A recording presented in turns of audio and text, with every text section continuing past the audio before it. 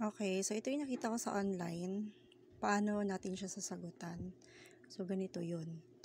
Ang 1 times 10, hindi naman talaga 9 yung sagot niya.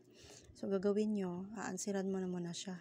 10 minus 1 equals 9. Next, 2 times 10 equals 20.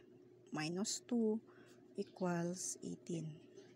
Ayan. So, by pattern 1, 2. Next, 3 times 10 equals 27,